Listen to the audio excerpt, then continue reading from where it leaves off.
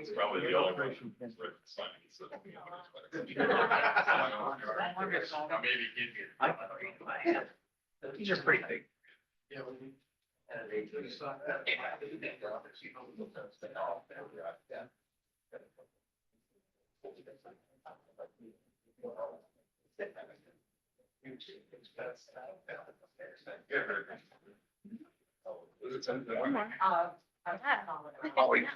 Good. Nice to have friendly faces right in front.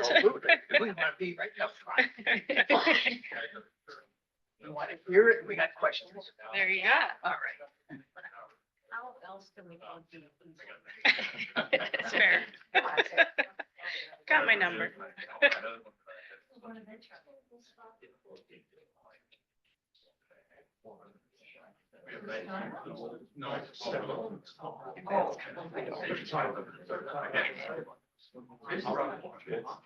This is your, this is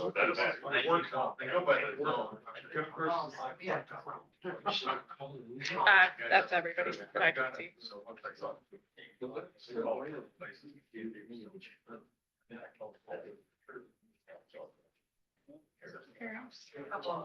In room and all that. Hey, everybody, thanks for joining us tonight. I know we just got a few more people signing in. If you need water, it's over there in the corner. Feel free to help yourself. We're gonna be here a while. You might get thirsty. Bathrooms are in the hall, so feel free to pop in and out as you need to. And then there's some stormwater resources back there. If you haven't grabbed one on the way out. We are recording tonight, so we have some folks on Zoom. So when it comes time for questions at the end, I have a microphone. I'll walk around. So if you raise your hand, just give me a minute to get to you. That way they can hear too. And then we will be posting the recording to our webpage. So if you need to come back to information, you need to share it with other board members, colleagues, you can do that. All right. Well, I'm Sarah Kappas. I'm the Assistant Public Works Director of Engineering for the City of Waukee. I see a few friendly faces in the room.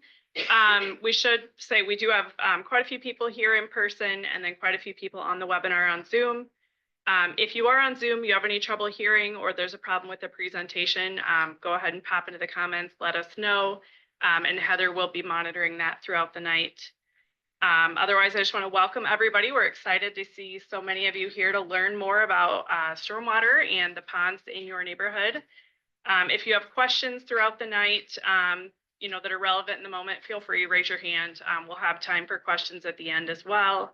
We're going to try and keep this fairly general. If you have a really specific question about this particular pond or this particular pipe or structure, that's something we want to connect with you offline afterwards. We'll have our contact information. We're happy to come out, meet with you, help in any way we can. But I am going to turn it over here to Lulu Dickey. She is the Executive Director for the Iowa Stormwater Education Partnership, which Waukee is a member community of. So they help us with education of our own staff and then with outreach to citizens like you folks. So we're glad you're all here and I will turn it over to Lulu. Awesome. Thank you, Sarah. All right, to start out, I actually have a little poll for the audience. So let me pull that up here. Stop sharing this one and let's share this one. So this is just a friendly poll to kind of get a sense for where you're at with stormwater. And let's see.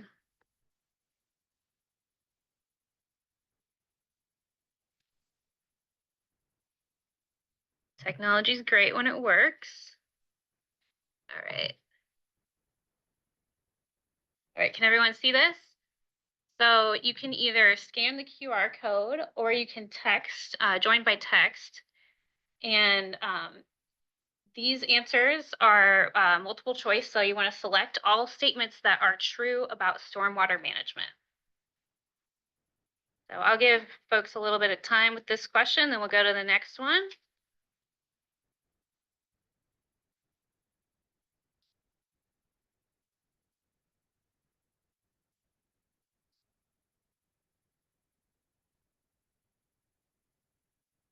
Want to solve it, get on it. If you want to, yeah, that'd be great. Yeah. Got 4 people so far, so it's exciting. 5.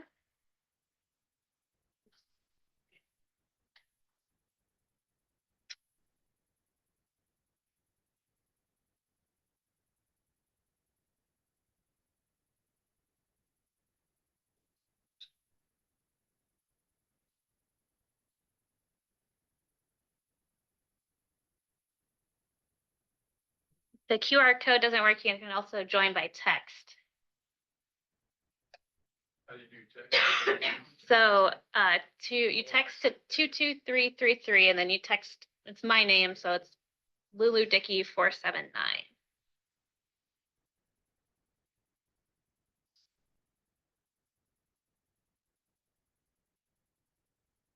So I'm an engineer by training, so I like to collect data. So thank you for allowing me to do that.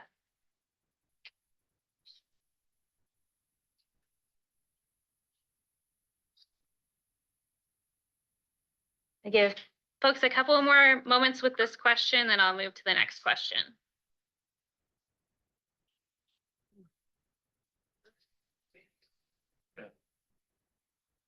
Get your. Yeah. Let's do that, but, Yeah, well.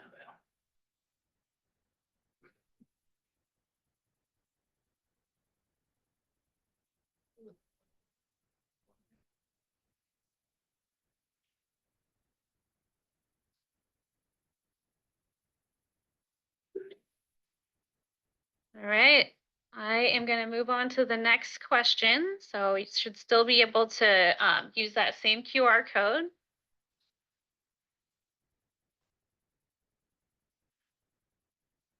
Oops, I want to see the answers. So this question is about how stormwater basins work. So you're going to select all true statements.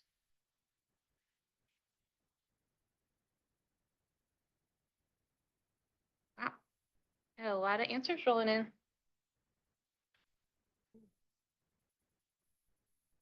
Well, it says we joined your session, but I don't see the question. Should we see something? You should, yeah. Are you doing by text or are you doing by? Yep, you just then text. You're just gonna text the letters, so it'd be A or B or C or D. Yep.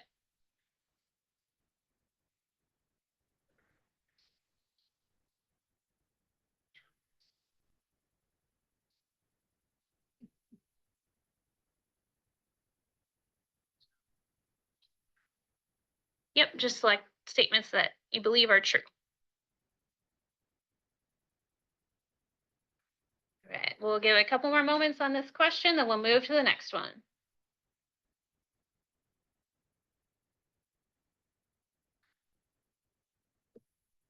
All right, I'm moving to the next question.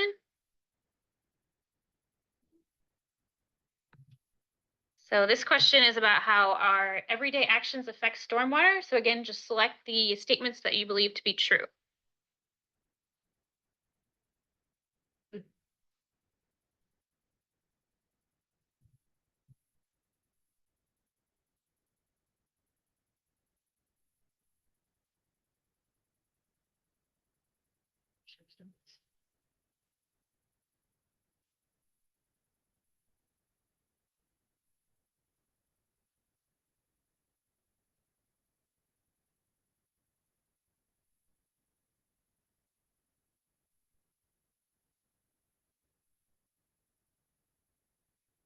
I'm going to move on to the next question. We only have 2 left, so we're almost done.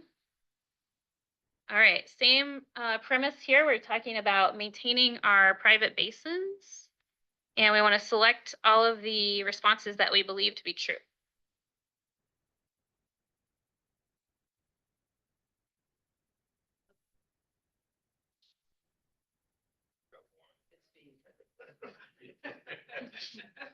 We'll go over the answers at the end of the presentation. We're do a pre-test, a post-test, then we'll talk about the answers. Yeah. There we go.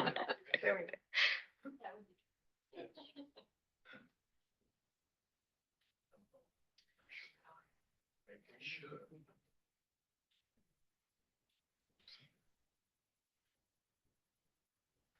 That's the law versus section. You're supposed to say one. So I didn't mark that. All right, I'm gonna move to the very last question now. All right, this question is about basin maintenance and improvements. So again, select the statements that you believe to be true.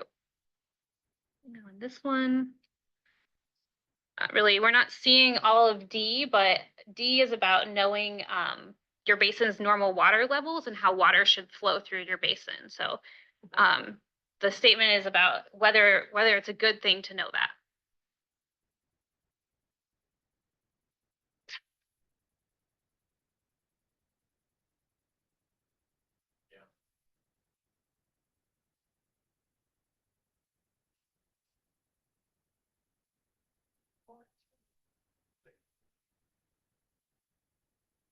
All right, I'm gonna wrap this up here. Thank you for bearing with me and participating. Let's go back to our slides.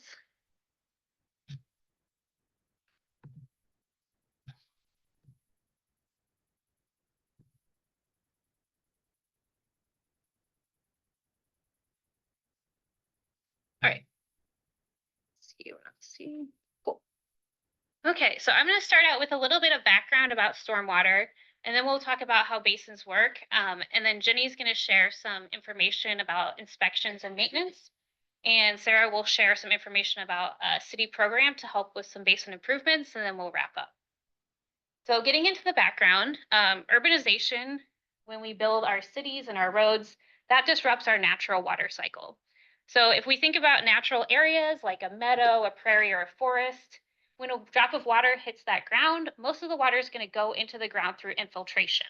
So we can see up to 100% of that rain going into the ground as groundwater. However, when we start to build things, we're covering those natural areas with cities. We're going to see things like roads and streets, which are impervious. A drop of water that hits in our cities, most of that water is going to run off. So we can see up to 100% of that water running off. So that's why when we develop and urbanize, we're going to have more stormwater runoff that we need to be concerned about. So thinking about the city of Waukee, this area has been very rapidly urbanizing, as you all know. This is a 20-year difference in these two photos. So you can see in 2004, there was still a lot of farmland, still a lot of open space and area. But over the last 20 years, really built out the city. So you have lots of new homes, lots of businesses. So we can see how that urbanization process is happening. And unlike wastewater, stormwater that runs off is going to go straight into our streams. So there is no treatment plant for stormwater. So we know that our wastewater goes down through the sewer, it goes to our treatment plant, and they're going to take those pollutants out before they discharge. However, stormwater is going straight into those pipes and right out into our local water. So anything that it picks up along the way is going to be carried with it into our water bodies. And this can cause problems.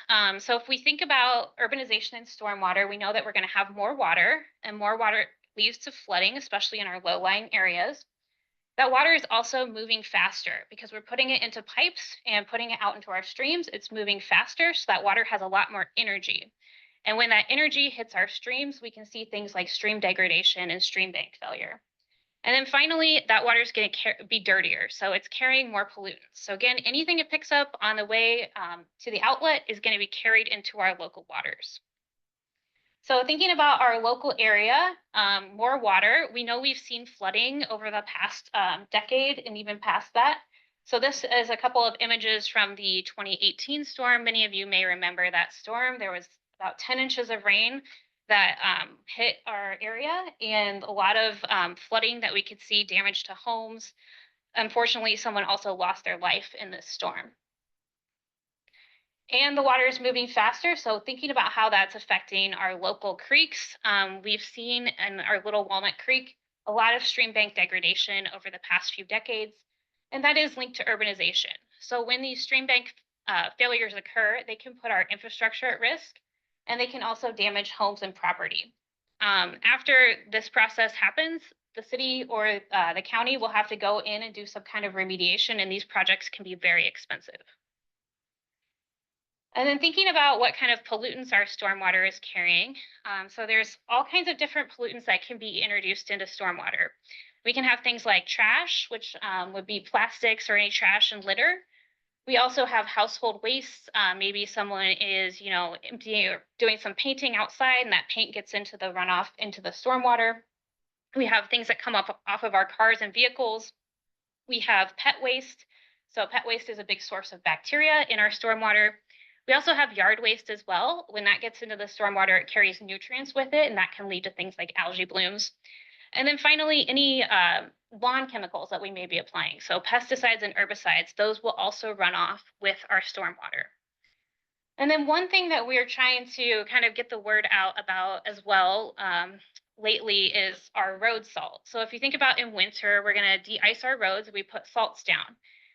However, those salts, there is no natural process to remove them once they get into our waters. And they can also build up in the soil as well. So we want to think about how much we're using and try to reduce that to use only the amount that we need. So stormwater is regulated, and it's regulated under the Clean Water Act. The Clean Water Act was passed in the 1970s after a series of pretty high-profile environmental disasters, the most famous of which being this image here of the Cuyahoga River. This river actually caught on fire 13 times due to pollution that was coming into the river. So there was a lot of public pressure around this time to get that cleaned up, and with that, the Clean Water Act was passed. Under the Clean Water Act, there is the National Pollutant Discharge Elimination System, and this is the regulation that's going to apply to any discharge into our streams. So that does apply to stormwater as well. So stormwater is regulated. And with that regulation, the city of Waukee is required to obtain a permit. So it's an NPDES permit, or that National Pollutant Discharge Elimination System permit. And that's issued by the Iowa DNR, and they have authority to issue that through the US EPA. So the city is required to maintain that permit and to maintain compliance with that permit. And they can be issued fines if they are out of compliance. Under that permit, there are 6 requirements, so they call them minimum control measures. We're not going to talk about all of them today, but the one that's most relevant for this discussion is post-construction runoff control. And that's the things that we think about that are stormwater practices that are going to control that flow rate, the amount of water, and try to remove some of those pollutants. So that is a requirement that Waukee is required to do under their permit. And the goal of post-construction stormwater management is to try to get back to those natural conditions that I was talking about in the beginning. So if we think about the natural meadow or the forest where we have much less runoff. And so we're going to use practices and design our ponds and basins to try to get back to that flow rate that we had before development. Our stormwater practices, again, there's a suite of these. There's many that aren't even shown in this picture, but there's many practices that we use to reduce the amount of water, slow it down, and clean it up. So basins are one of those, but we also have things like our bioretention cells, rain gardens, green roofs, and permeable pavers. And really those are aiming to either treat the water through some kind of natural process, infiltrate it into the soil, or detain and store that water to let it out more slowly. And when we're designing these practices, we need to think about a range of different storm events. So we know that every year we have, mini storms that are smaller, maybe a couple inches, but then again, we also have our bigger storms. So practices are designed to treat these range of storms. When engineers look at this, they're thinking about things like our trying to get water back into the ground, so groundwater recharge, our smaller storms, but they're also thinking about protecting us from extreme flood events. So when we're thinking about those small storms, those are storms that occur more frequently. It's really important with these storms to capture and treat that first flush of pollutants. So on our surfaces, our roads, we have a lot of pollutants, and as that rain first starts, it's going to pick those up and carry them to the storm sewer system.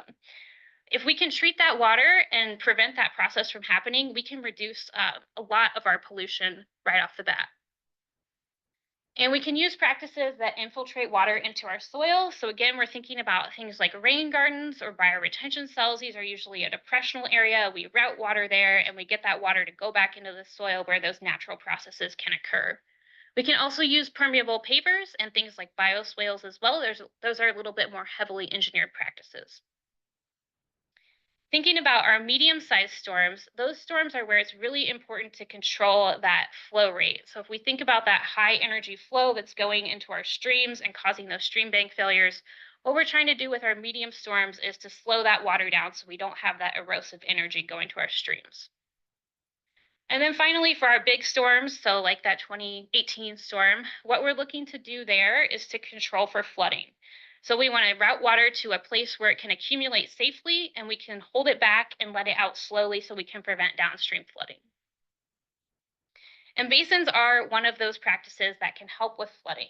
There are also some other practices other than basins. So we have things like, excuse me, stormwater wetlands. We also have some subsurface storage techniques that we can use, and then regional detentions, which you may see like a city pond or a larger scale pond. Now we're going to go into some basics about basins and ponds. So again, the point of basins and ponds is to manage those medium and large storms by providing a safe place to hold water back. So we're taking that flow that's coming into our storm sewer, we're routing it into our basin where the water can accumulate and safely be let out more slowly. Get a little water. All this talk about water, I'm thirsty. So we have a couple types of basins. Dry detention basins are the basins that you're going to see that don't normally hold water. So they're going to not have water most of the time. And usually they're planted with turf grass, like this example that we see on the left. However, they can also be planted with vegetation like native plants. So these will only accumulate water during a storm. And then after that storm, that water level is going to go down and they're going to go dry again. We also have our wet ponds. And so these are the ponds that you see where there's water all the time. And these can not only detain water, but sometimes they can provide a little bit of storage.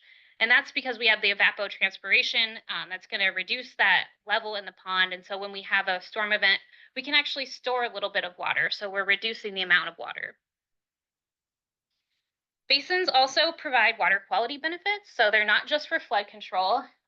We can see that there's a range of pollutants that can be removed in our basins. We generally see higher pollutant removal for our wet ponds. That's because of those biological processes that occur in the pond. However, dry basins are also effective at removing certain pollutants, especially our sediments. So those are things like the dirt, particulates that get into our waters.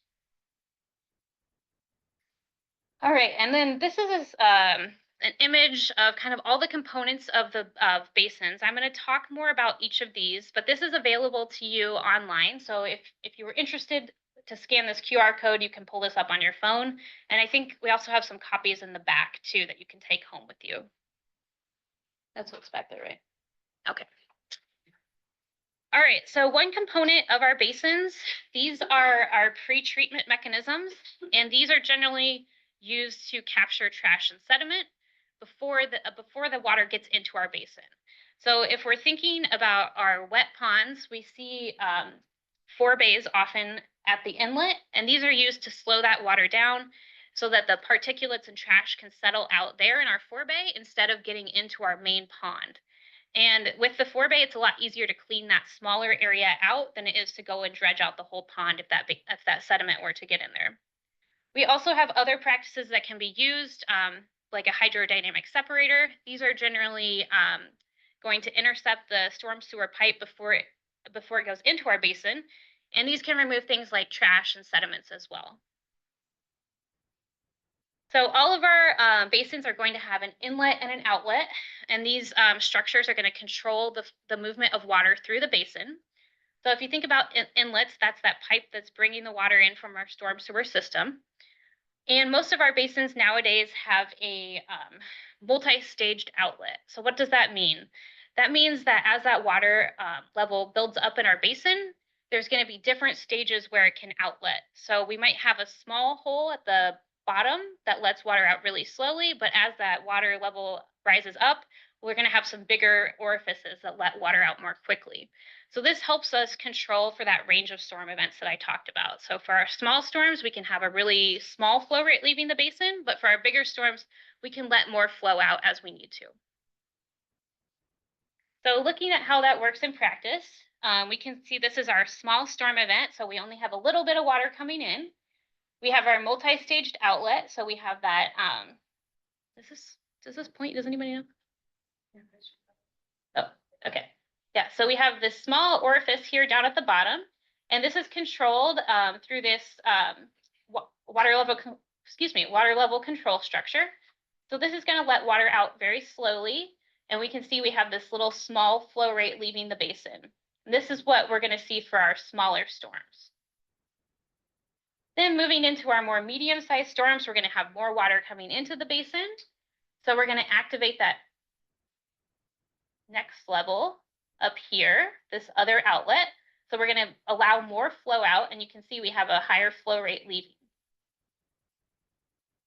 Then we're thinking about our bigger storm. Now we're up to the level of our other outlet up here, this one at the top. So we're going to be able to let more water flow out through here, and we can see we have a larger flow rate coming out. And then finally, thinking about our very, very extreme storms, these are where we might activate our emergency spillway. That is shown here. So that spillway is designed to let water out during these events, and that's to provide a safe path for the water to exit. This should really only occur very, very rarely, but it can occur, and that's part of the design of the basin. Excuse me. Yeah. In Waukee, are the spillways designed for a 100-year flood or a 500-year flood? The 100-year. And we've had a couple 500-year floods in the last 20 years. We have names, I know. Yeah, I believe so. But they're designed to overflow at a specific location away from houses and basements and things. So there is always an overflow location spillway built into those ponds. Yeah. Basins also have additional safety features for the public. So we have things like safety benches that are built in. So that's a shallower area around the edge. There are also other safety features that I'm not thinking of. Do you have any examples?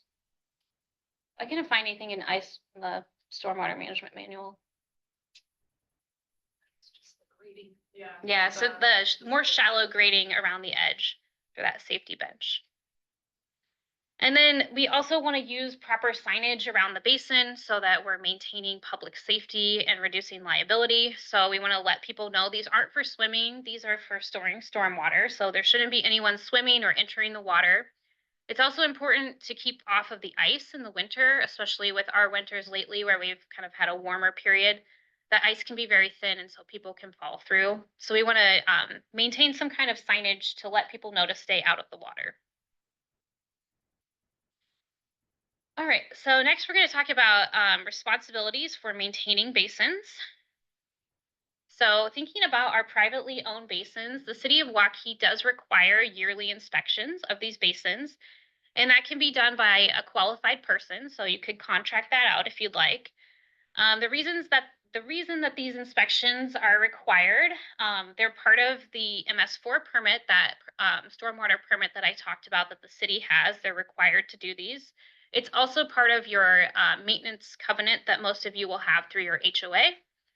And then even beyond that, inspections are really important because we want to be able to catch our minor issues early on so that we can repair them before they become a bigger problem. It's also going to help us ensure that the basin is functioning properly and prevent any catastrophic failures and large expenses from occurring. So the responsible party for these inspections is the property owner or HOA, and they are responsible for inspection and maintenance.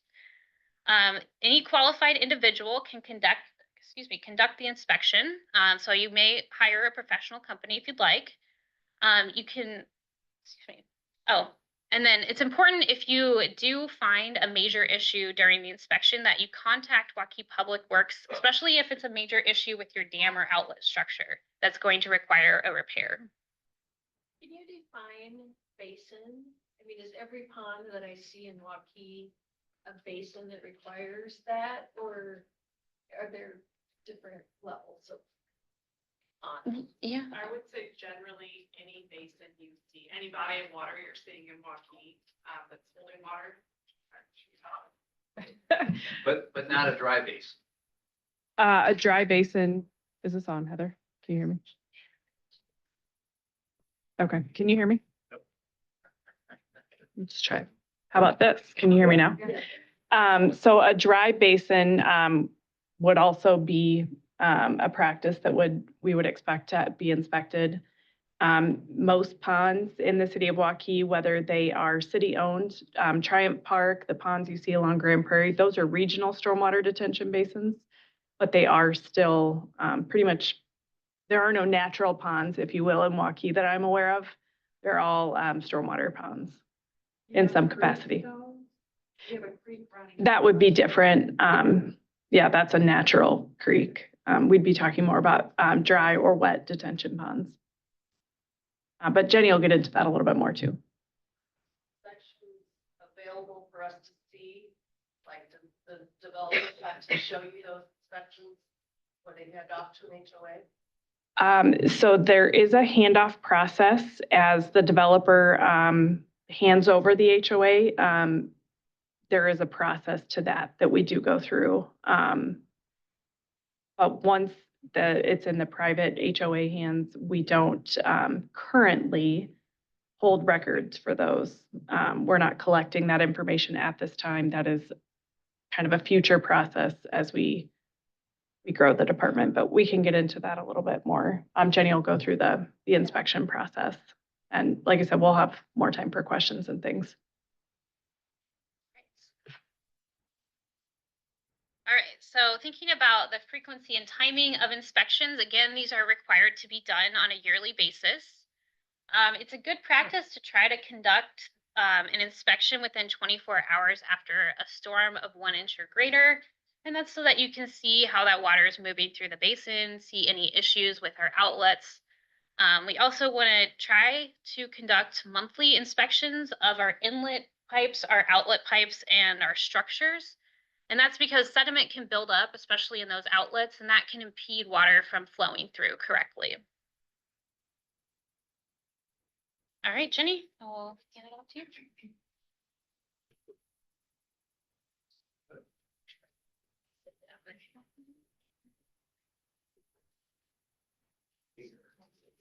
I'm Jenny Corcoran, and I'm a stormwater inspector for the city. So I'm just going to take you through a typical inspection process. We put together an inspection form template that's going to be available on our website after this evening. With this, you're going to want to start from the outfall. That's typically where I start when I do an inspection, and that's where everything is discharging from the pond. And if you're seeing problems there, then you're going to be able to trace that back out from that outfall and look for any problems that you have with sediment, excessive erosion, trash, or illicit discharges. And when we're talking about illicit discharges, we're talking about paint, oil, or grease. Then you're going to inspect each inlet and note any sediment accumulation that is there. And if there is sediment accumulation, you're going to want to measure it. When it gets to be about 2 inches in depth, then it needs to be cleaned out, but you're welcome to clean it before it gets to that point. Then the discharge and outlet area, I kind of walk away from that, and I'm going to walk around the pond in one direction, and I'm looking for any erosion, if there are walking paths, mowing that's happened, that kind of thing that's scalped the ground down, and that could create erosion. So you're going to want to seed those areas. When I'm doing the inspection, I take pictures, and I'm doing that to document the state of the site at the time of the inspection. And then also so that I could communicate to others the problems that I'm seeing. It makes it really easy when you have a picture to show someone that this is what you found on your inspection. With that, you're going to need to complete the inspection form with the date and your signature. And then you're going to need to set up a chain of command for who that inspection report needs to go to. So if you have a property management company or someone that's doing your maintenance for mowing and that kind of thing, if you want them to be part of your team for maintaining that pond, then you should include them as well. as well as board members. Okay, and then this is a nice summary of what a person needs to be looking at when they're out there doing the inspection. And this is available from the Iowa Stormwater Management Manual. You'll note that there are quite a few inspections that are more than annually noted on there. And this would be a great guide to use when you're planning your inspections. I'm not going to get too much into this page, but this will be available on our Stormwater HOA Stormwater Resources page. And it's great if you have someone on your team that's aware of the regular pond level for your area, so that then that way, if you're noticing changes, then they can respond immediately and let the team know, hey, there's a problem with the pond. And then anytime that you're doing an inspection, or if any maintenance activities are completed, you're going to want to make sure that you're completing a report and just filling that out completely and sending it through the team. All right, Three questions. sure. So it makes it sound like a lot of these inspections we can do ourselves. If you don't have an HOA, what happens? Do they get returned to the city? Is there a place that should be sent to the city, or the city's just putting this out as a guideline? It's what you should be doing. Yes. So there's no. At this time, it's a guideline that you're supposed to be doing those inspections once a year. If you have signed a maintenance covenant, and that would have been for any plat after 2008, then that's when this requirement came in for doing these inspections. So just, we're at a point where we're trying to get people to do the inspections, and then in the next year, we're hoping to be able to request those reports and start being more active with properties and making sure that everything's being maintained properly. Got a question for you. Okay. So are you gonna do the inspection? Or do we have to hire a third party to do the inspection? And Jen, It's- just repeat the question, because people are. Okay, the question is the city going to do the inspection, or are HOAs required to hire We don't have a third party, or HOA. No, we're also individuals? due- We're before the 2008 date too, so. maybe Sarah's better?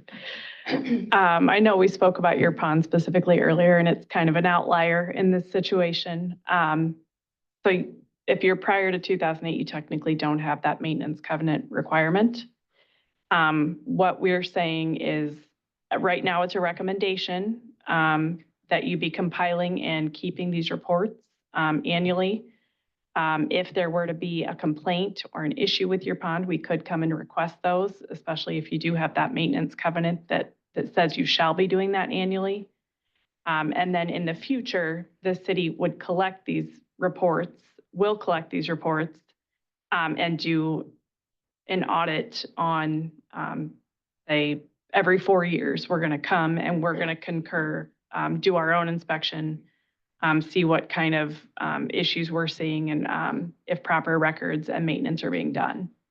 And now when we say a qualified person for the inspection, you could hire an engineer, you could hire an outside firm. Really, we just want someone who's been through some sort of training, who has some idea what we're looking for. You know, don't send your 12-year-old out on their skateboard to skateboard around the pond and tell you, hey, it looks good. You know, do you know what you're looking at? Are you familiar with the pond? There are ISWEP has online training webinars you can do for $150 maybe to truly become a certified person. But if you have an outside company who maintains your pond, a lot of them will have qualified people. So qualified does not necessarily mean we're expecting you to go out and spend money on an engineer. We just want someone who has familiarized themselves with what the pond is intended to do and how it's supposed to function.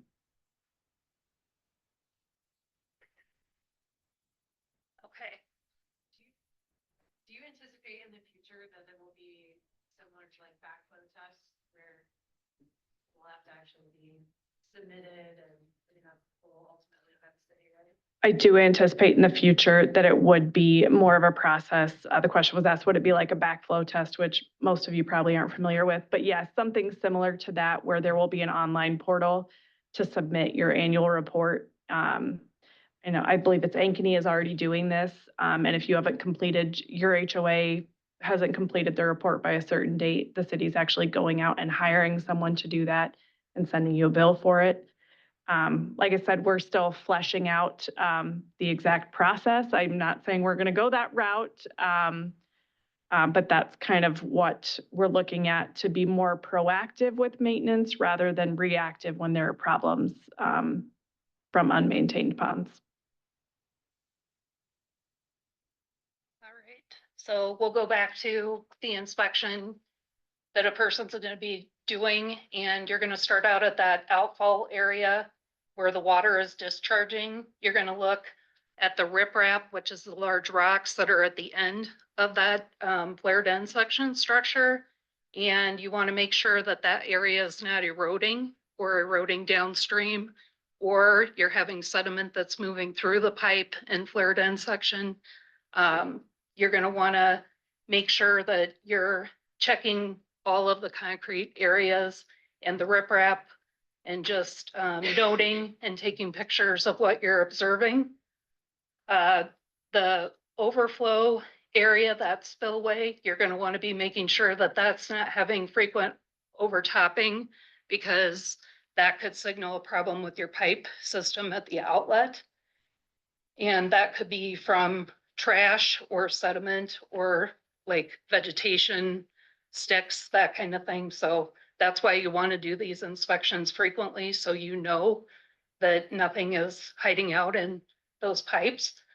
And then, like we've talked before, just making sure that you're familiar with that normal water level, and if there's anything significantly different changing with your pond. So with sediment and debris on this one, you're looking for pollutants that can move down through the system, and maybe anything that's present in your pond. You're going to want to pick up any trash prior to mowing. So that's something that could be discussed with your lawn care, or if you're doing your own mowing for your lawn, just making sure that gets picked up and not shredded down into smaller pieces. With the 4 bays that are on the newer ponds, the regulations changed for us in early 2001. So if you have a pond after that, that's when you're going to be seeing the new multi-staged outlets. But prior to that, it's just going to be a typical basin that has a flared end section that runs out to an outfall. You're not going to have all the extra. So the majority of our ponds that you're probably here for this evening do not include all the extra.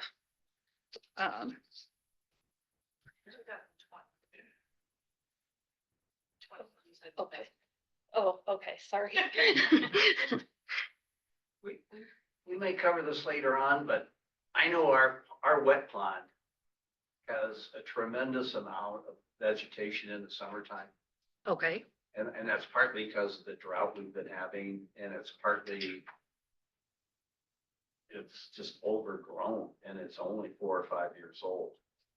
okay. So It probably should be mowed down so that it's within, it's underwater. I mean, it's. oh, okay. it's Vegetation. I mean, it's. So it's probably sediment, and that's growing, that vegetation's growing through the sediment. So it probably needs to be cleaned out and then restabilized. Yeah, we can talk about maybe specifically which pond it is. Yes. One thing you will find is some of these, if you live in a brand new development, some of these ponds still have a standpipe in them, which artificially raises the water level to create a temporary sediment basin as the homes in the neighborhood are constructed. So that gives the water time to filter out. We know there's going to be more sediment at that time, so they're artificially, the water levels raised. Some of them will even be dry ponds eventually. And as the development in that neighborhood, all the homes are built, that standpipe will get removed, and part of the developer turnover process for that pond is they remove the standpipe, dredge out any sediment in the pond, and then restore it to its final condition before they turn it over to the HOA. So depending on which pond you are. Anybody ever watch that happen? I just happen to live across the street. The neighborhood behind me pulled out the standpipe, water dropped down a foot, the geese flew away, and the grass and whatever grew up. I live adjacent to a dry that in the 5 years that I've been there, the only paper that gets picked up is when I go pick it up. The mowers never pick that up. And once again, because of the drought, and I'm adjacent, and when we get our next 103-year flood, water could come that far from my foundation. I'm more concerned about this part of it.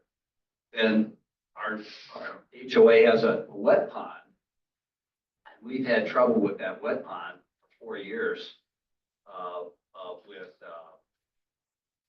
It just seems to get, it's longer and it's shallower at one end. And we have big turtles in there. We have snakes in there. We have neighborhood kids in there. The kids chase the snakes chase the turtles eat the kids. I mean, there's all kinds of entertainment going on there. But if we ever have a normal rainy season, we'll be okay, I think. It'll be the people downstream because those ponds aren't, they're not all bad, but I mean, a lot of them aren't, they're not going to function the way they were designed to function. I guess that's something that we want you to know, that we're here as a staff. We're happy to come out and look at those and see if some of those could still be in a process that you're not aware of. But yeah, that's something it's easier to look at that in person. When we get some better weather here, we can really see what's going on to come out and take a look at that and go through whatever concerns you may have. Yeah. Actually, what part of the pond is it that you're referring to? Because they're designed to release water slowly. So what's being compromised? I don't understand your question. Well, you mentioned that it's designed wide. Yeah. And it's designed to release the water space. So what part of it is? Well, if Sorry, guys. I know you're trying Yeah, to help sorry. them, and that's awesome, but we got more to go through, so let's have this conversation afterward. I That's didn't specific. understand.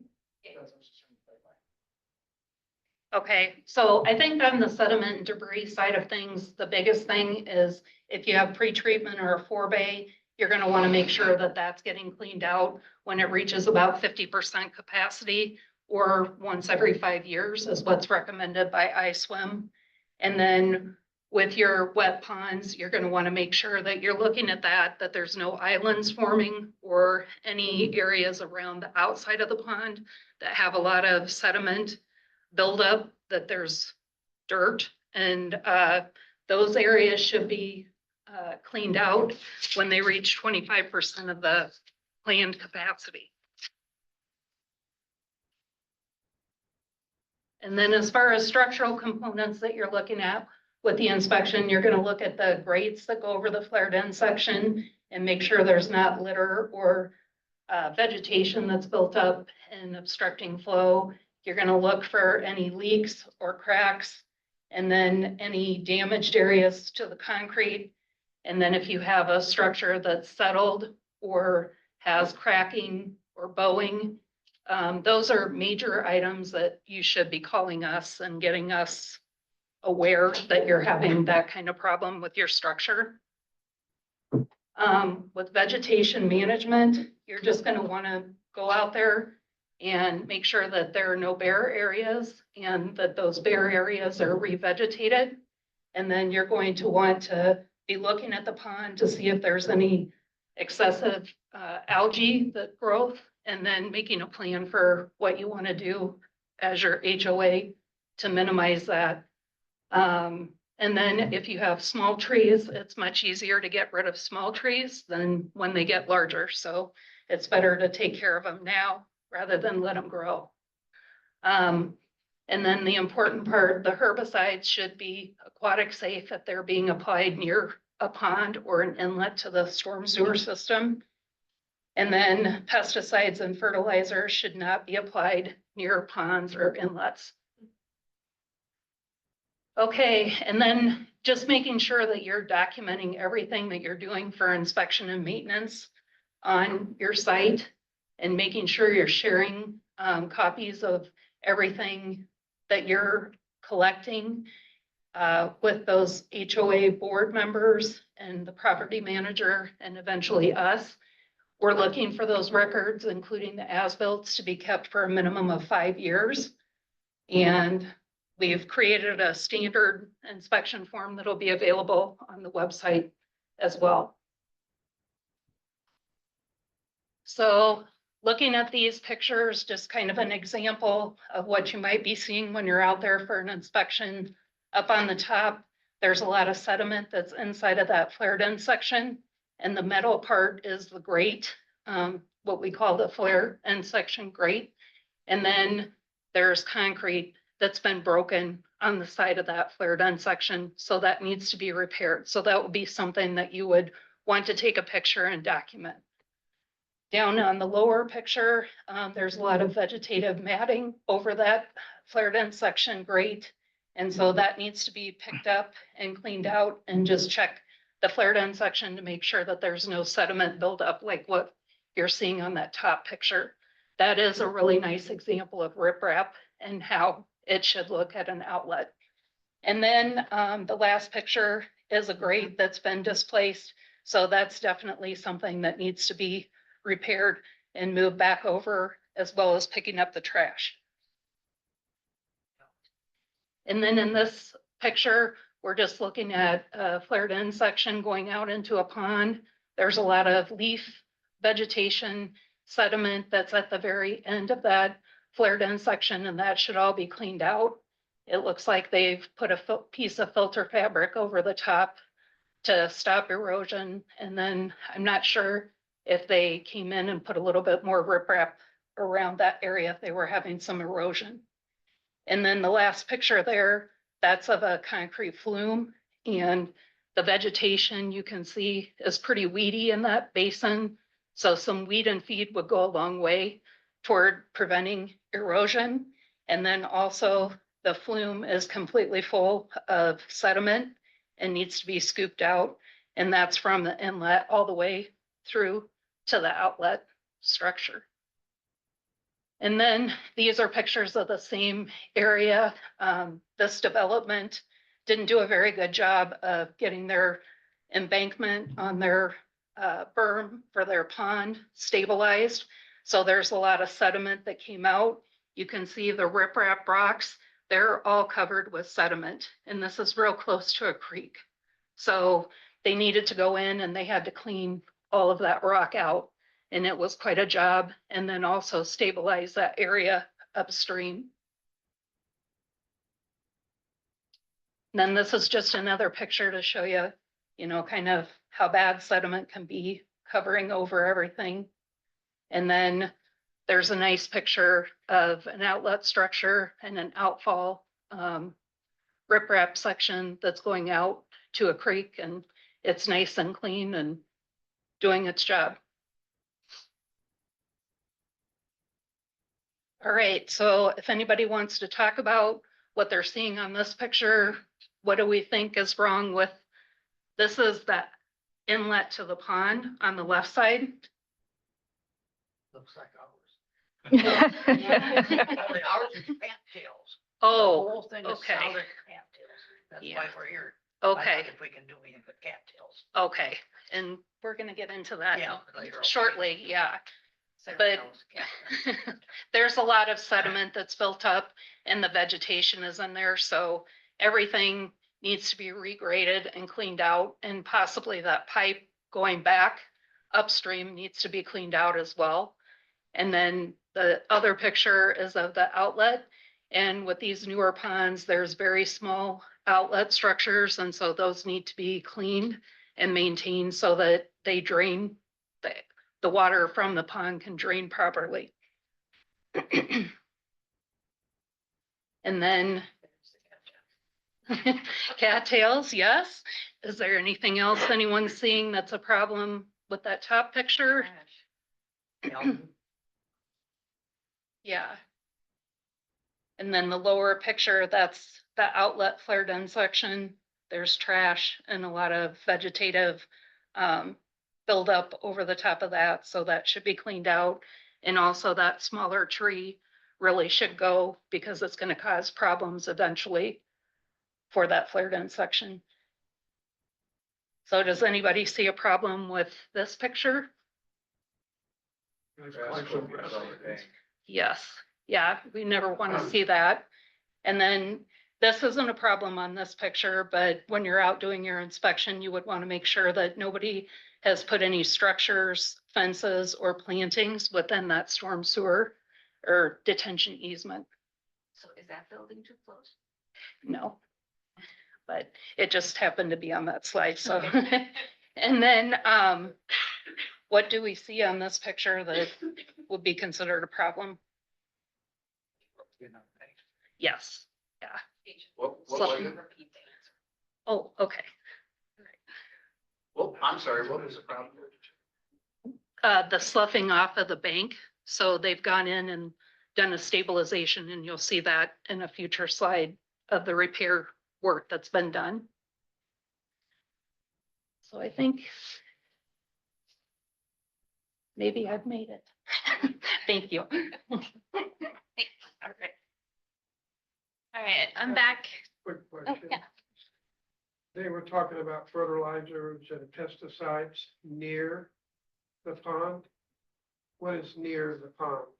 Because people have lawn care coming, fertilizing and killing weeds and all that Mhm. 5 or 6 times a year.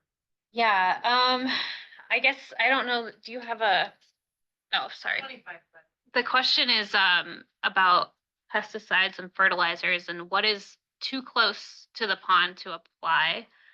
Do you have specific guidance that you use? I mean, there are some guidelines, it kind of depends. Are you allowed to use fertilizer on dry retention ponds? No, I would not recommend doing that. I'm So only 5 years into it. I say one thing I will say, if you're having problems with algae blooms specifically in your pond, it's likely because of the fertilizer being used around it. I mean, that's a big contributing factor. Especially if you're seeing it in a wetter year. You want to use aquatic safe pesticides and things like that as much as you can. Measure for like weed and other stuff that's 25 foot. I got a 25-foot. 25-foot buffers where you don't use something that's gonna impact the pond. Just So, for everybody online, 25 the, feet from the pond. And so my yard should not be fertilized close to the pond. Yeah, they're just saying like for that last 25 foot next to it. Instead of like, cause some of that is gonna get fertilizer, period, right? It's spread out a little bit when it rains and whatnot. But, yeah, if you're, especially if you're doing something, it depends on what type of fertilizer you're doing, what that analysis is, but if you're using something very high, this could be, leadership and energy and environmental design to say, you should just not apply products on 25 foot rain around the water. so for those online, the discussion was that the lead standard is a 25-foot buffer around the pond that you would not apply fertilizer or pesticides. And that was from RJ's Lawn and Landscaping. Thank you. They do it all the way upstream from where we're at, or just where we're at? We're saying within 25 feet of the pond itself. Yeah, of the water itself. If you're further out, there should be some filtration through the grass as the water moves through the grass. Like I said, it's still, in a perfect world, nobody would need to fertilize their yard.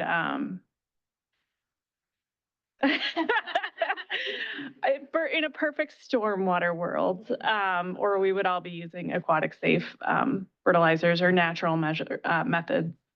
But basically, you don't want to put it directly around the pond, is the most important takeaway. Okay, so I'm gonna just cover some common problems that we see with ponds. So one of the problems that we see is excessive sedimentation. So you see that sediment coming into your basin, your water might be very cloudy, you're gonna have that sediment building up in the bottom. And generally what you wanna do is you wanna check upstream for where that source of sediment is. So if you see areas that are bare, like in this photo here, you wanna stabilize those areas, get them vegetated so that you stop the source of the sedimentation.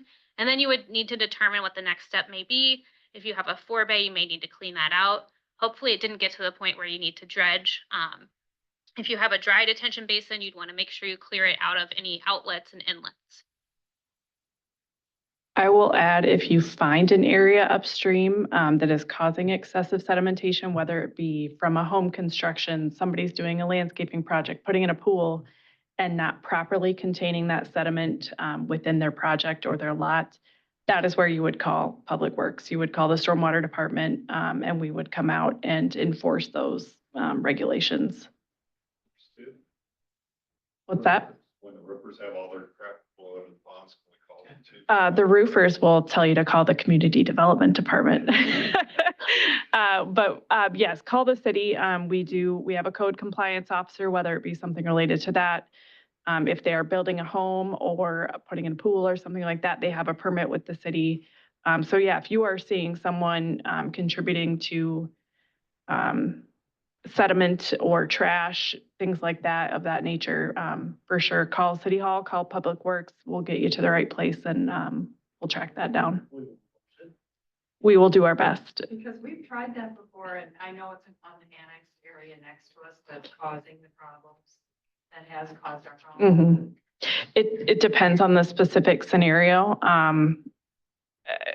It's not a perfect world, but will we do our best to address that with, whether it be the home builder, or the company, whatever it might be. We will do what we can, absolutely. So we already covered the algae problem a little bit, but again, if you're seeing excessive algae in your pond, you need to look for the upstream application of fertilizers and nutrients. So sometimes we don't need to apply fertilizer. We can do a soil test and see what that looks like. Generally in Iowa, we can use phosphorus-free fertilizers. Our soils have a lot of phosphorus already. So if we're seeing a lot of algae blooms, we want to try to reduce that upstream source of those nutrients.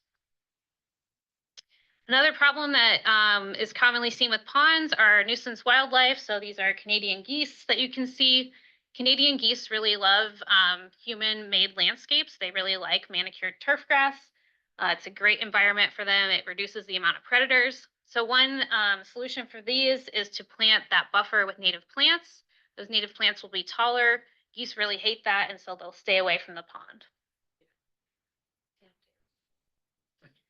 Another nuisance that can occur are burrowing animals. So this is a picture of a muskrat, which looks kind of cute, but can cause a lot of damage. So these can cause damage to your embankments when they burrow. You can kind of see that soil slumping failure there. We can also see other rodent type creatures getting into our inlet and outlet pipes and kind of clogging those up as well. So you want to check for the signs of those. Hopefully you can find a pest service that can remove these in a humane fashion. We talked a little bit about about vegetation. So it's important to manage your vegetation around your basin to preserve your function and also the appearance of the basin. So in the photo on the left, we can see there's a lot of small trees and plants that are growing up in that outlet. That's impeding the outlet structure, so we want to make sure that those get removed. We have a better picture on the right here of a nice vegetated buffer. We want to maintain that vegetation around the embankment of the pond so that we prevent erosion occurring. That can destabilize that embankment, so we want to make sure we keep that either vegetated or stabilized with a rock or riprap. We heard a little bit about cattails. So these are common in basins. Cattails are native to the Midwest, so they can be a native plant. They have kind of pros and cons. Some cons is that they can clog up our inlet and outlet structures. Sometimes the appearance of them is, can bother certain people. But they also have some good aspects as well. So they can deter those nuisance wildlife like geese. They're also contributing to nutrient and carbon cycling within the pond, so they take up nutrients, which can help with that algae problem. If you're seeing a lot of cattails, that's usually caused by excessive sedimentation that's getting into your pond. So especially if you're seeing them kind of closer to the middle of the pond, that means that you have sedimentation. So you should definitely pay attention to that and note that that could be a problem that would require dredging. And if you did want to remove the cattails, there are aquatic safe herbicides that can be used. I would recommend either contacting probably the DNR. DNR has information on their website about specific fertilizers that are acceptable for aquatic use. Or not fertilizers, herbicides. Herbicides, yeah. Don't fertilize your cattails. It won't work. All right, and so some basins have a native plant buffer. Native plants generally need some extra attention, especially during the establishment period, which is usually the first 1 to 3 years. So there's some guidance of how to maintain those native plants during that establishment period. Sometimes you can use things like mowing. You can also use things like controlled burns, but that would require hiring a qualified person to do that. And the city also requires a permit for that as well. Does the fire department ever do that? Practice. The fire department does not do native burning, but you would need a permit from the fire department if you were going to use this on a native planting area, but they don't do it for you. Do it ourselves or do we have to hire somebody? That would be a great question for the fire department. I know they have to be qualified. Glen Village is one area that has kind of the prairies back between the homes, and they hire a company that comes in and does prescribed burns back there. But they are permitted by the city to do that. Is it beneficial to burn? If you have native planting areas, prairie type areas, that is one method. Mowing works as well. Like cattails? I don't think you can burn cattails. No. We're talking about more of a prairie type area than, I don't know that cattails would burn very well. With geese. All right, it's also important to think about how you can be a good neighbor. So thinking about upstream, what's going into your pond. You want to make sure that those grass clippings, you're keeping those away from the storm sewer, keeping that out of the street that could enter into our storm sewer systems. Also picking up trash and litter, those can get carried with the runoff into our ponds and cause problems. And then of course, picking up after our pets. Pet waste is a large source of bacteria in our water, so we want to make sure that we're picking that up. And these stormwater basins do function as living ecosystems. So one really important thing that I recently learned from the DNR is you do not want to dump your aquarium in these ponds. It can introduce invasive species, so invasive plants and aquatic fish, but it can also introduce a species of algae that is very aggressive and requires really a lot of effort to remove. So you want to make sure that you're not dumping your aquariums into the pond. The DNR does not stock private ponds. However, they do have a list of fisheries that can do that stocking for you on their website. So you can check that out if you want.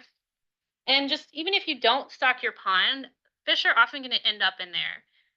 So there may be fish. There's also amphibians that can use that as a ecosystem. Other pollinators can use the plants around the pond. So just consider that these do function as living ecosystems. And then finally, thinking upstream again, we know that if we have healthy soils upstream, that can help us improve water quality in our basin.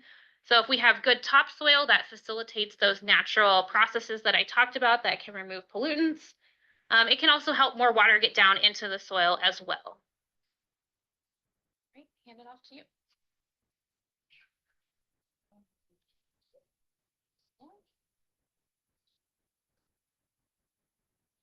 On that note, the city of Waukee does have a stormwater grant program that some of you I know are aware of, some of you may not be.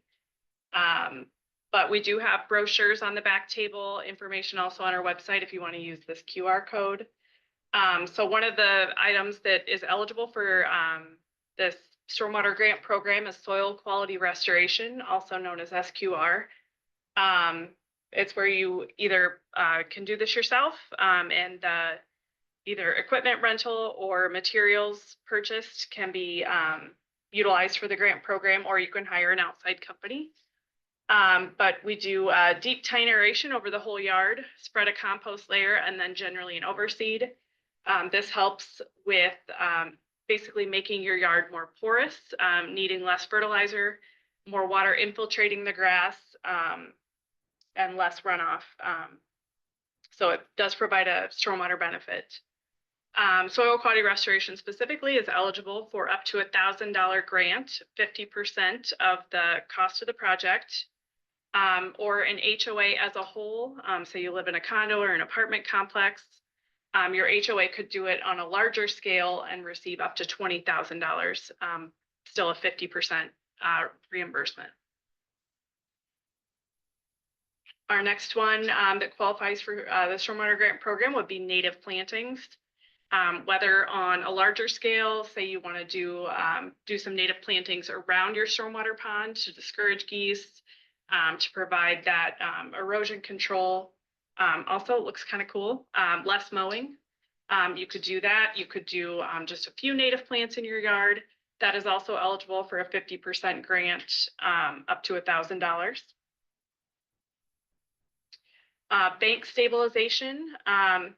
This can be utilized. This is that same picture we saw earlier with the slough off of the bank around an HOA pond. And they came in and actually had a contractor kind of dig a bench and then reinforce that with riprap around the pond. So that is eligible for a 50% grant. This particular HOA did about a $60,000 project and received $20,000 in reimbursement from the city through our stormwater grant program. This can also be utilized. I know you mentioned you live on a creek. If you have creek erosion, stream bank erosion, this project program is available for you as well. So like I said, we've got rain barrels, one rain barrel per property, eligible for up to $50 reimbursement. Bioretention cells, rain gardens, all these are eligible practices. We have had some sub-drain installed in yards that don't drain well. Basically, if you are doing something to improve stormwater in your community, whether it be on a private basis in your own yard, in your HOA, you are eligible. What is not eligible is maintenance. So the dredging of your pond, just that annual regular routine maintenance is not eligible for this program. But if you are doing something to improve stormwater in your yard or your neighborhood, that would likely be eligible. Each specific practices are generally eligible for $1,000 each, like soil quality restoration. One property is eligible for up to $5,000 total in grant funding, and then HOAs up to $20,000. And again, that's 50% of the project up to that maximum limit. Trying to remember what I have on the next slide. So you can apply on our website. All that information is out there. And please keep in mind that a project must be applied for and approved prior to starting. So if you've already done the project, it's not eligible for a grant. Any specific questions about stormwater grants? Are you doing Hold on, $1,000? hold on. So they're not left out. Yes, so some, for example, the SQR program, Yep. are you doing $1,000 per property per year, or is it a one-time? It is a one-time. So you could do $1,000 for SQR this year, and maybe next year you want to do $1,000 in native landscaping. But the SQR is a one-time. Not to say that your property couldn't benefit from doing it more than once, but the grant is one time per practice. And there's still a 50,000 city limit. The city council funds the program $50,000 per year. We've yet to hit that limit.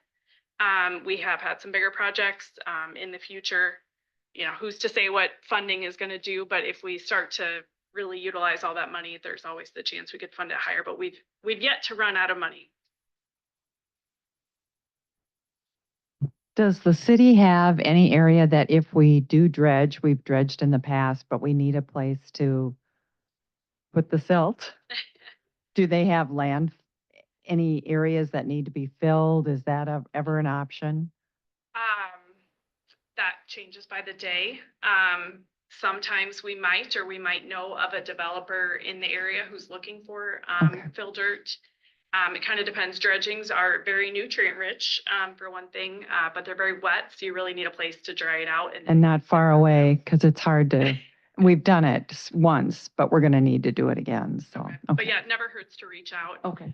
We can provide lists of, we don't recommend contractors, but we can provide lists of contractors who do that type of work, whether it be you're looking for somebody to dredge a pond. You know, we have past projects the city has done or that other HOAs have done that we're aware of, a list of contractors, that kind of thing that we can provide to you and be a resource. Any other questions on stormwater grants right now? Okay.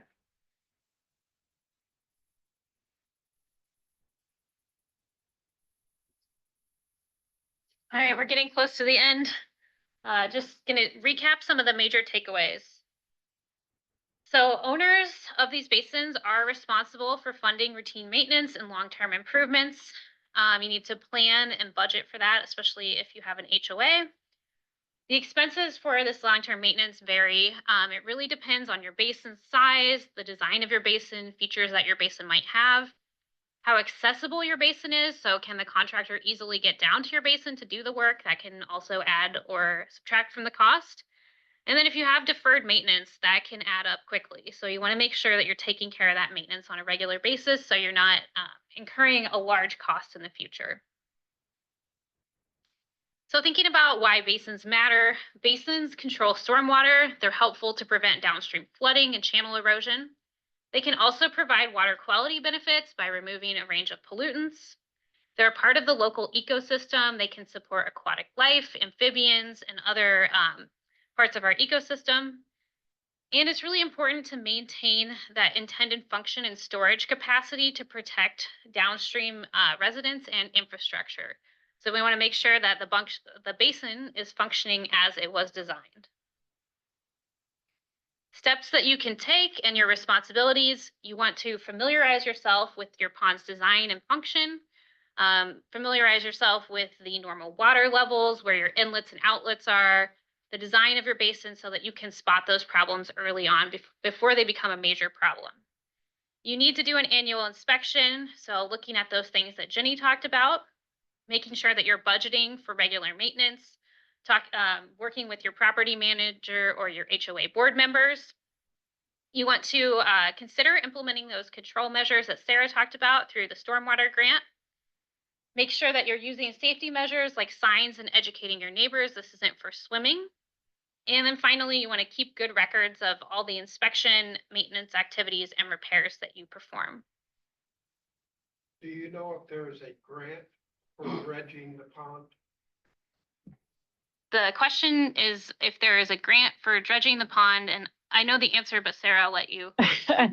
There is not grant funding, at least not at this time, for pond dredging. That is considered a regular maintenance activity. And that is something, I know your situation in particular, you don't have an HOA, but that is something your HOA should be budgeting for in the future. Most ponds are going to need dredging at some point in their life cycle, depending on the size of the pond, the amount of sediment coming in. You know, it could be 10 years, 15 years, 20 years. Hopefully it's not a frequent activity, but it is a large expense that we would want you to budget for long-term in those HOA fees you're collecting.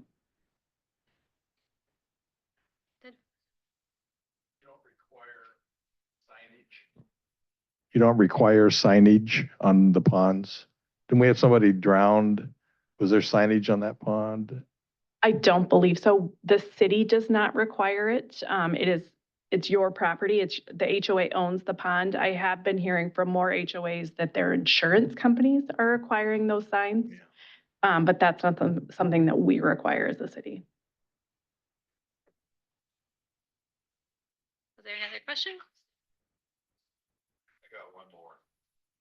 So the, Hold on. in our particular situation, we have the stormwaters, there's 3 stormwaters coming in. And the shortest one's about 150 foot. The longest one's about 250 foot. Is it your responsibility to clean from the street to where that stormwater outlets into the pond? I would have to look at the specific pipe. Generally, if we're not talking about a private like townhome community, generally the pipe going from the street to the pond will be maintained by the city. And cleaning of that would be the city's responsibility, generally. I would have to look, if there's any question, like we are happy, if you have a question, you have a concern, you're not quite sure, what you're looking at, send us an email, give us a call. It's generally going to be me or Jenny, who will be on the other end of that phone call or email. We're happy to come out. We're happy to look at it. We're happy to let you know. But if you're identifying something on your inspection, you're not sure, do I need to take care of this? Does the HOA need to take care of it? Or is this something the city can help me with? Just reach out and let us know. We're happy to take a look, and I'm happy to pull up our GIS after this and take a look at what pipe you're referring to, but. All righty. Thanks. Was there another question? Did you? That you had your hand up? I work at Fleet Farm, and the ponds out there had a drowning this summer. And my next door neighbor is a fireman, and I've heard different stories about it. But one of the theories, or one of the things I heard, was that the outlet wasn't obvious from the shore. You could see where the water could run in, but you weren't sure where the water runs out. And one of the theories that the fireman offered was that the person who drowned, who was 25, 35 years old, got sucked into that outlet. So my question, and I was always wondering why there weren't warning signs around at least the outlet portion of that to warn, because I live over by the Y. I ride my bike to work in the summertime, and on any given day, you can see a dozen 12 to 14-year-old kids over there fishing along those ponds. There's like 4 of them now, 3 or 4 of them. And I've always wondered why, just common sense, that we Waukee fellow citizens don't warn people of that.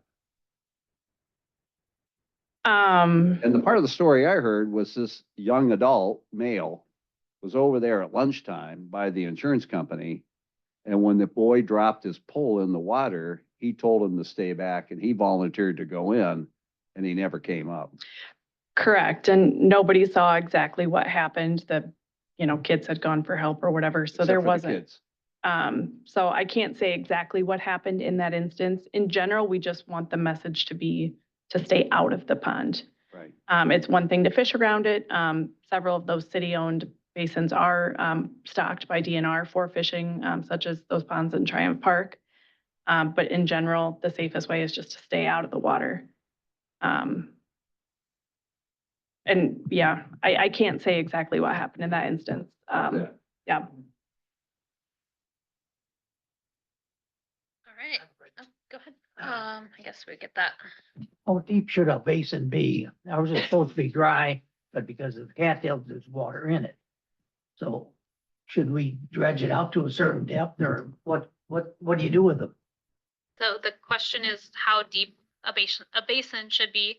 It really depends on how the basin was designed. I don't know if do you have the original plan for your basin or any information about? If the original plan is all, it shows all the Okay, yeah. information. So if you did get to the point where you needed to dredge, you would use that plan to determine what the depth is supposed to be as it was designed. So you're saying that the topography map will tell us where it's supposed to be? So that's something we can help you with. We have the design documents for your pond, those elevations that it's designed to. So we could help with that. You might need to have a survey done, but we have the original documents and the as-built, when your development was finished. And we can speak to that, but pond design varies widely. Whether it's a dry pond, wet pond, whether it's designed to have fish, it will be deeper than a pond that's not necessarily designed for fish habitat.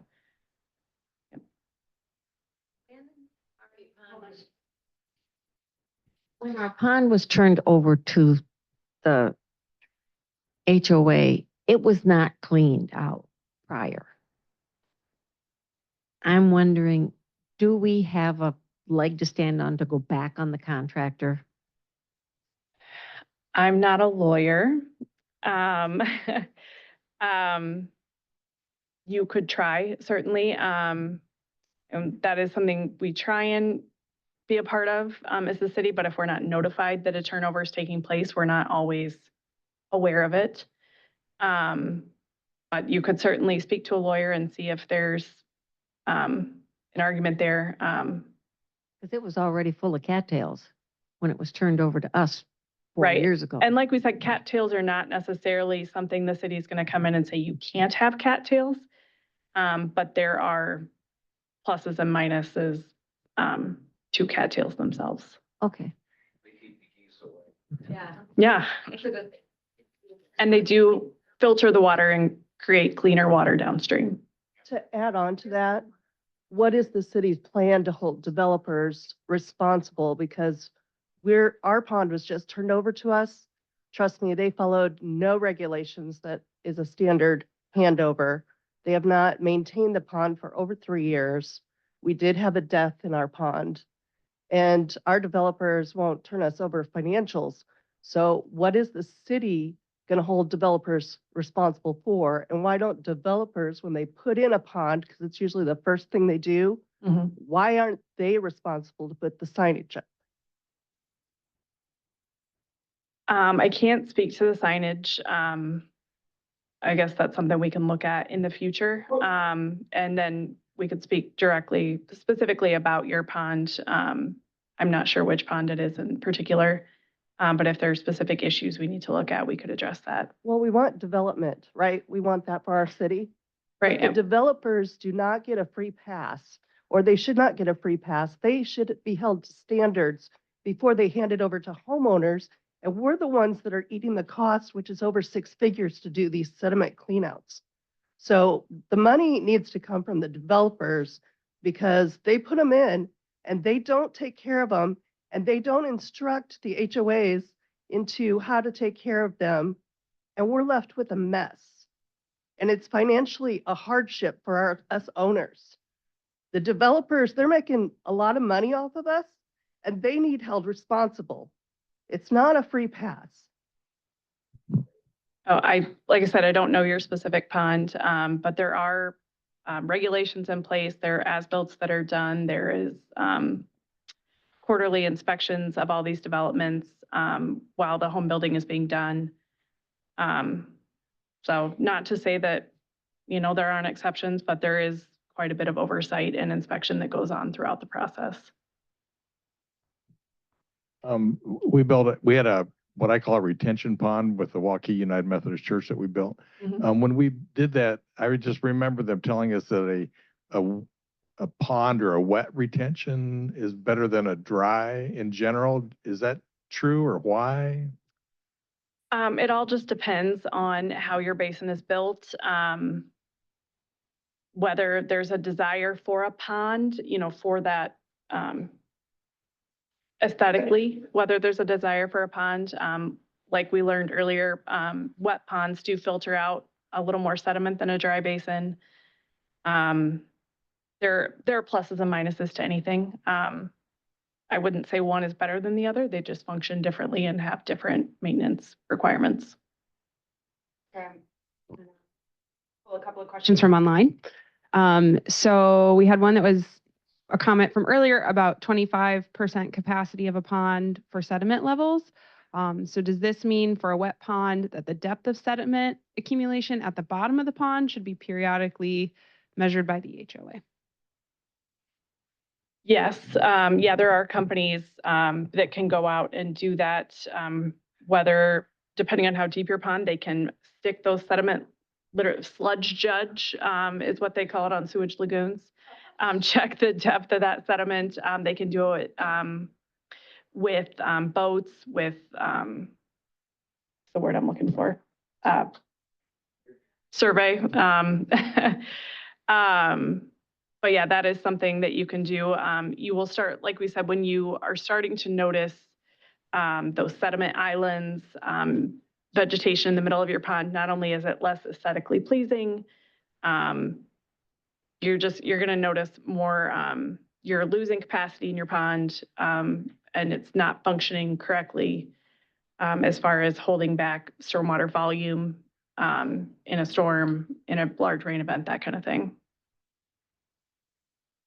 Can you use pond water for watering your lawn? So like HOAs are using water from their ponds as a water source for sprinkler systems. Yes, the city of Waukee actually uses the pond on Sugar Creek Golf Course to irrigate the course. It's a much more economical way to do irrigation, not to pay for the water itself.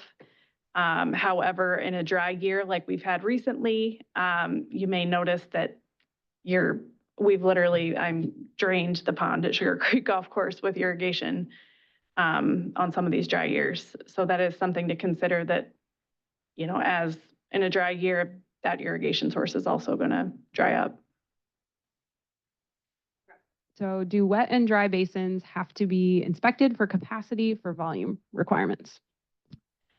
You don't need to check the capacity every year. That's not part of that annual inspection, but those annual inspection items will give you a clue to decreased capacity. Like we said, those islands or the vegetation out in the middle of it, that can be a clue that you need to do more in-depth capacity surveys. Do you have a handout for this presentation? Yes, there will be a copy of this presentation on our website after today, and we will send out, if you gave us your email address, whether with your registration or on the sign-up sheet in the back, we will be sending those resources out to you as well. I know there's a couple more questions online, so we'll send those directly to you, just because we're at 7:30 and we want to make sure everybody can get home tonight. So if you have a very specific question you want to talk to these ladies about, feel free to hang around for a few more minutes. Otherwise, thank you so much for coming tonight. We are going to email all the resources, so feel free to reach out with additional questions. That's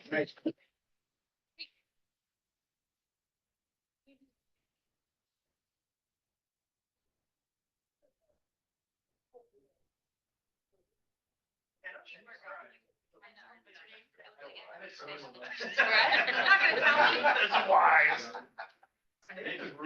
Oh, yeah. We spoke on the phone before. Yeah. I think this is a quick question. So, my